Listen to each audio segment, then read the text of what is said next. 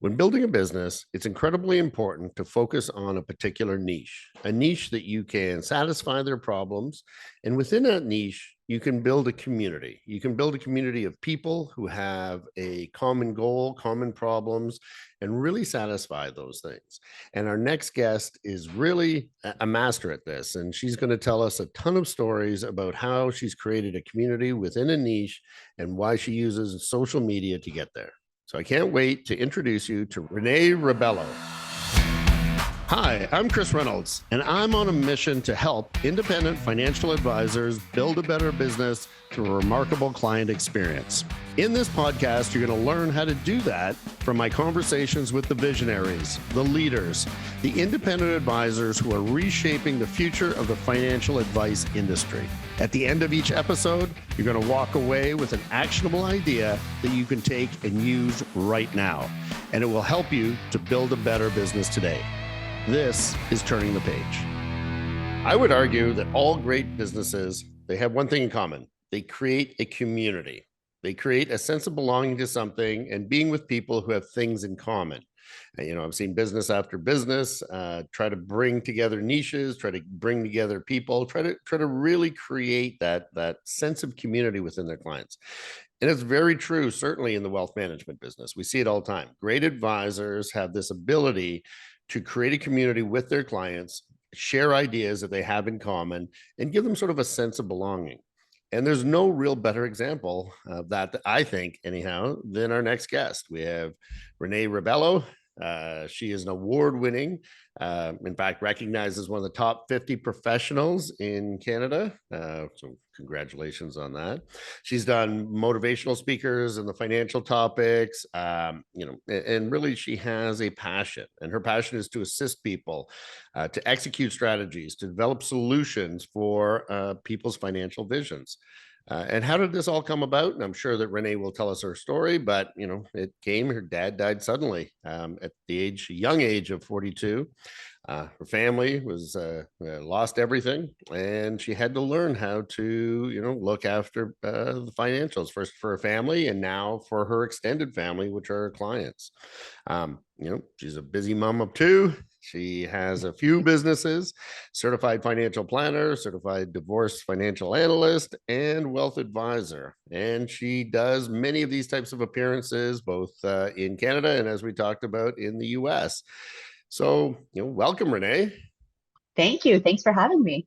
Oh, it's great. So I know I did a little short thing there, but it's better if you tell your story. Why don't you tell us how you got here? Well, it totally happened by mistake. I was, back in university years, I was like, I'm going to be a lawyer. I'm going to go and take criminology and be a lawyer. And as it so happened, my father suddenly and unexpectedly died September 1st, leaving my mom and my brothers, uh, you know, alone. Mm-hmm. And my mom didn't really, she's emotionally distraught and didn't really have the ability to kind of pull things together. So I had to step in.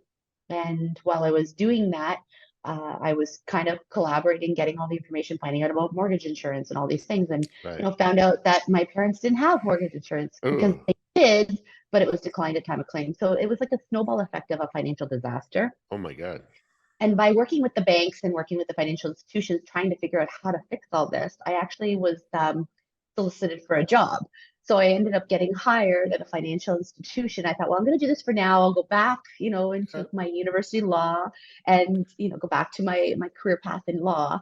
And, that was 20 some odd years ago. And here I am still in the financial industry. Yeah, it was totally by accident. And over the years while I was working with the banks and stuff, my whole passion was education because so many Right. people were like our family, not knowledgeable about some of the things you need to do and not feeling like they had the ability to go anywhere to ask for advice. So yeah, it was a passion that started very, very early and came out of the blue. I love it. And, you've developed quite the career and quite the following because of that. So sometimes the best things can happen by accident. Now, one Absolutely. of the things that we looked at, during the early days of the pandemic, one of the things that I know we were talking about before is you started to go live on Facebook. You started to build up this community at a time where people really were nervous. They were scared. Had questions, and to your point, you had a passion for education, and you took that time, this tough time that people were going through, and you used it to educate people and build that community. Now, so what motivated you to do that, and what were some of the results of doing that? Well, I'll never forget being on air on one of the TV stations the day that the market fell in March of 2020. Oh So wow, that you morning, were on the wow. oh yeah, on air. So we're on air and I'm driving in, but in the morning at 5, 6 o'clock in the morning, there is no cars, so you don't anticipate any. And so I get on air and we're talking about the market. And then as I leave the studio, because now as I'm in there, they're shutting down everything and telling Right. people to stay home. So I'm driving home and there's no cars on the road. Downtown Hamilton, no cars, not one on the road. I actually have pictures because it was just so surreal. Um, so from that snowball effect, everybody was on lockdown. Everybody's stuck in their Right. homes. I ended up having to bring my grandparents in with me, bring in my children home, one from Ireland from school, one from Toronto from school. So now I had a full house. I also Wow. had an Yeah. office building where my assistant went off. And I was kind of like, how do I stay motivated? Like this is so easy to just go down this rabbit hole of complacency, Right. you know and with the market being down and such. So what I did was I started a Facebook Live. I Mm, created a program just out of the blue. I don't even know. And the whole motivation behind it was to shower every day. So right. I get out of my pajamas. So, That's you I love know, that motivation. Just a it was shower. just the shower because it was so depressing.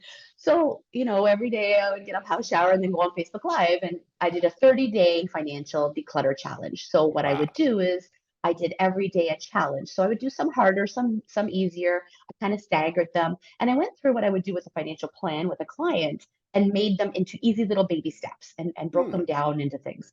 So by the end of the 30 days, I had a huge following, I had hundreds of followers. One of them was a publisher for a book, and they came to me and they're like, "We want to make this a book." And I'm Hmm. like, "Oh, I'm terrible at writing, great at speaking, but writing, oh my goodness." So they said, "Just talk and we'll record and then we'll type it." I'm like, "Okay, I can do that." Easy. So, so I ended up doing the Facebook challenge, ended up getting quite a bit of new clients from it because I was out there. I was talking about Right. finances. People were sitting at home and looking at their finances. So, I was right there in the front of everybody and it was totally motivated by just wanting to shower every day. So, I um, love that. That's the best it, motivation I've ever heard of. it was crazy. So then I created this book and then it went on Amazon. And then the TV stations grabbed it again and the radio stations. They're like, "Hey, you have this book and it's a challenge." And people were saving hundreds of dollars, anywhere from $200 to $800 a month by doing my little challenges that were just every day the night before I was trying to figure out the next challenge. So it kept me going, it kept Yep. me in front of people, it kept me being referred, it kept me going to the office, it kept me showering and dressing, and you know um, it also made me super comfortable with video Right. and talking to people on a video or webinars. And then I started using the company's webinars that they did in a box, and Right. started doing those and having people invite guests. And yeah, so that's how that got me through like the toughest days of those COVID lockdowns. So if you're having challenges in your business, looking to grow, looking for that next big thing within not only your business, but for your clients, happy to have a chat. I do these virtual coffees, virtual coffee with Chris, very popular, and been having some great discussions with advisors right across this great nation of ours. So if you want to have a little chat, just go to the show notes. There's a link there, hit the link, and happy to schedule a call and have a little chat. And your use of social media, because this is one of the things I talk to a lot of, not just financial advisors, but entrepreneurs. There's still a certain hesitancy I find to utilize social media to its fullest extent. And you're one of the few individuals that I know that not only has embraced it successfully and kept that snowball going, But now, as I said, you're doing fantastic. New clients are coming in. You get word of mouth. You are one of our top financial advisors across the country, which is no easy feat for anyone. And it's social media. So while you went through that process, and to your point, the motivation was showering, so it was a great motivation. What did you learn? What sort of tips did you learn? What would you do differently going forward? And what did you learn about your community that you were building? Well, during that time, I also decided to figure out how I could give back. And I was just kind of figuring out the areas in our community that were missing, like help. And it was seniors. So, I started pairing up with community charities. My location was ideal. My office was empty. Everybody that was a renter was gone. Right. So I was like, you know what? Hey, charities, let's give out things to the people at home. We'll do drive up donations. So we brought everything to my office. We loaded up my garage, loaded up my office with care packages for seniors and all kinds of things. And then we made it a pickup point. So then they would only Ah, have one person. They drive up to the curb in front of my office. We'd give them a package and off they would go. So I got involved in the community by giving back that way too. We did over 50 to 100 care packages for seniors in the area. We hosted events for collecting food and stuff because it was a great location where nobody had to get out of their car. They could right. just drive up to the curb. And I thought, you know what? I might as well do something because this whole building is not being utilized. So it really had people recognize my building from that, and everybody's like, "Oh, you're the office downtown by the Food Basics." Yes, I am. So, everybody kind of put me on the map on a structural too by doing that. Wow. So That is yeah, so fantastic. So you combined, that with, giving back to the community. That's fantastic. Yeah, so it was just, and just kind of reaching out to wherever I could to see where I could help, right? Because it wasn't really busy. And I just felt like I needed to give back and be involved somehow, although I had a house full at my house.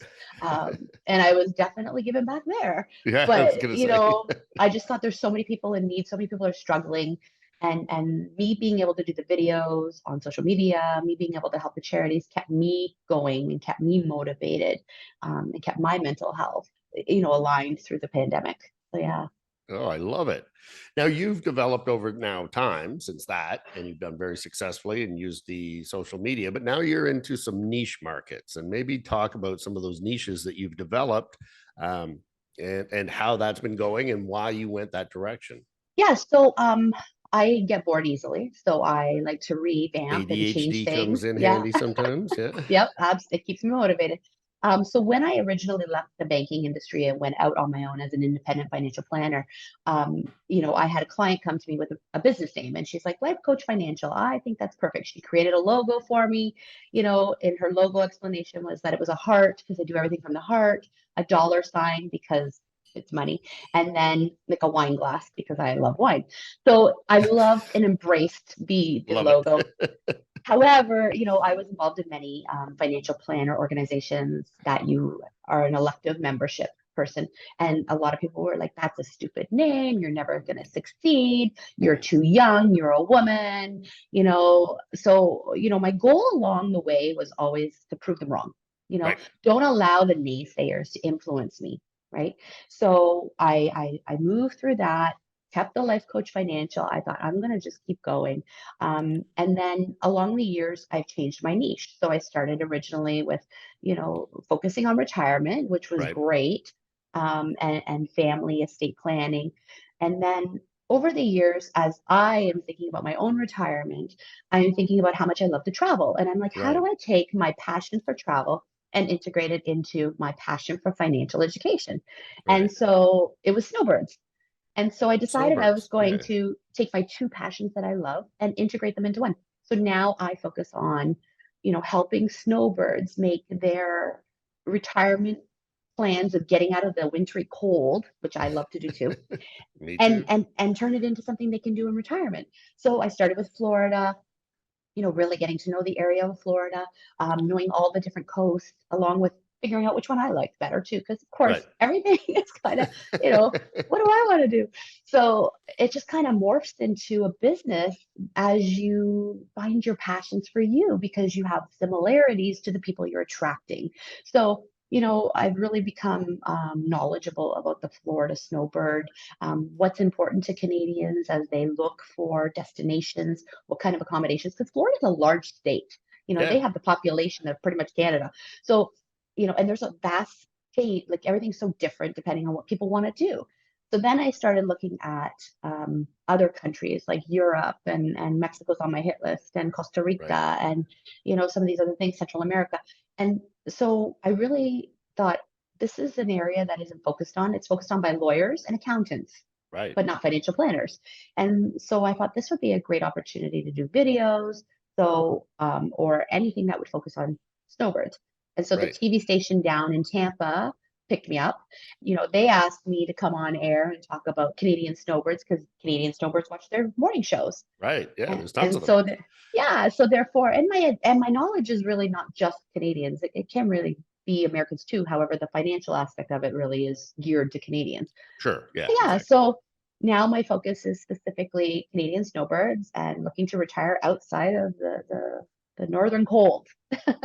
I love it. I love it. It's about, to your point, putting your passions together with what you do professionally, bringing those things together, and making a business out of it, and making a really good niche. As I said, I've been in this business quite a long time, and I know very few people who are specializing in snowbirds, for example. Um, and I think that's a great niche. And most people know I spend part of my time in Florida as well, and meet Canadians almost every day hanging around because everyone wants to get out of the cold. So I Yeah. certainly see that. Now, sort of my last question going down that path is, now we're in a climate with more, like, as they say, doom and gloom, and people questioning, what's going to happen next, and where interest rates are, where inflation. How do you get through that? How do you sort of, keep positive and give that positive message to your clients? And because you continue that sort of positive, outgoing sort of personality. How do you keep that going? Because I'm a financial planner at heart, mine's all about planning. I Right. go back to the basics. So every client in the last, I'd say, since the summer, right? So as fall hit, because in the summer most people don't want to talk about finances. So um, by the time fall hit, it was basically about contacting almost every client and saying, okay, I don't have any better news. Your investments have really not done anything for the last 2 years. However, let's go back to the plan and let's make sure you're still on track for those goals that we set up years ago. Right. So every single client who's coming in, I'm going back to the plan, letting them know that this little blip is part of the plan. Like it can't always be roses and sunshine as much as we'd like it to be. But Right. you need to have these little blips in order to stay the course, in order to make money. You need to have these things happen. And so every single client I'm bringing into the office, and Sure. IBC has the financial planning software, and I love it. And I use it, and I put every client in there. I have them in my office. I walk through them with it on the step by step. I show them how I enter everything. I show them the different scenarios, and I'm like, look, you're still okay.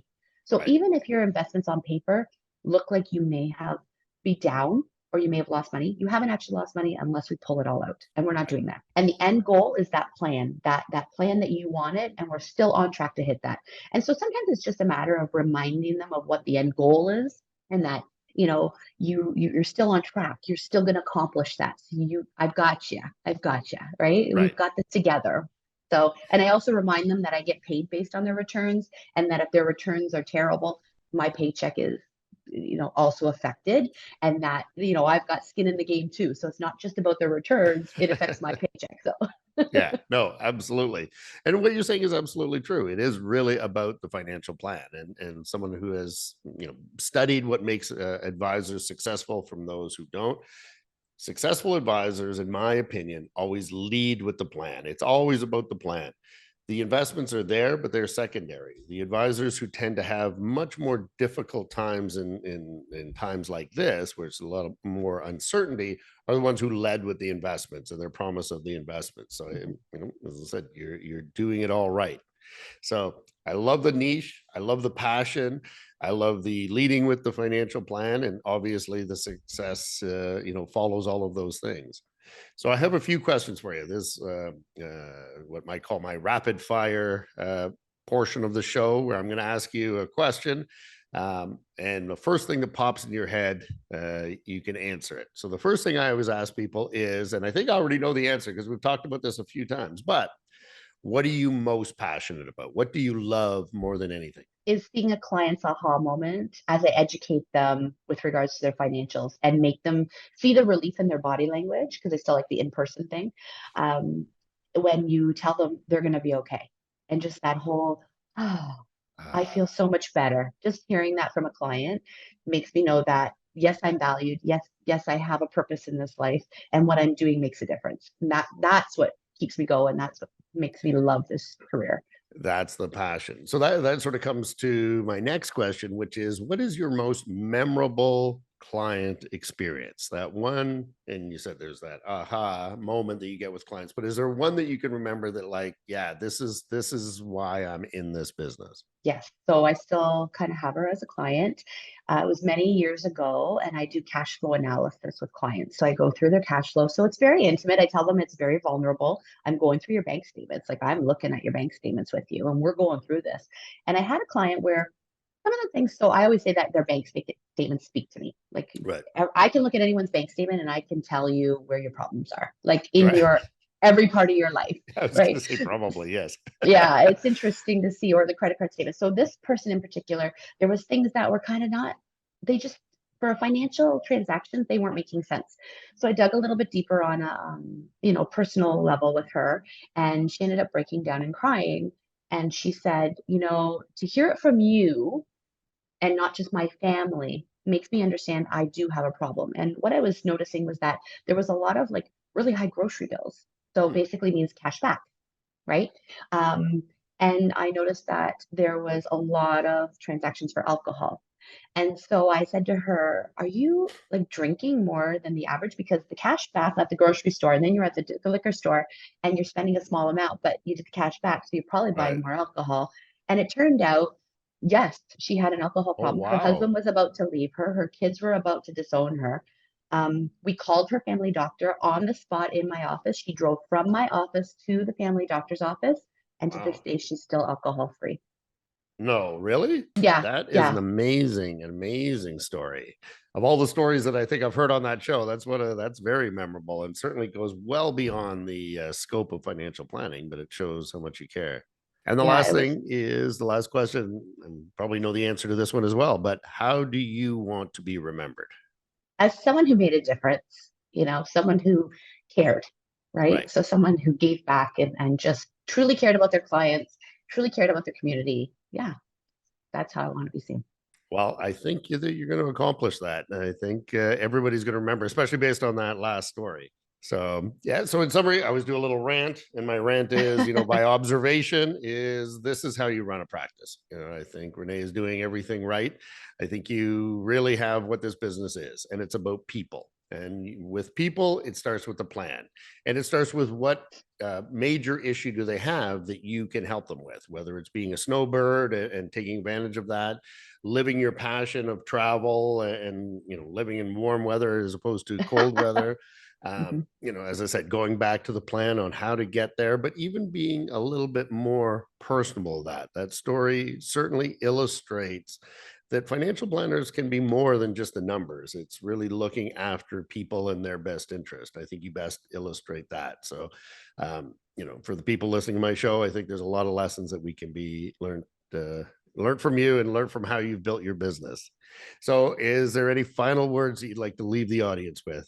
The only thing I would say is that don't listen to the naysayers. There's way more naysayers out there than there is positive reinforcement. And if you strongly believe in something and you have that vision, just go with it.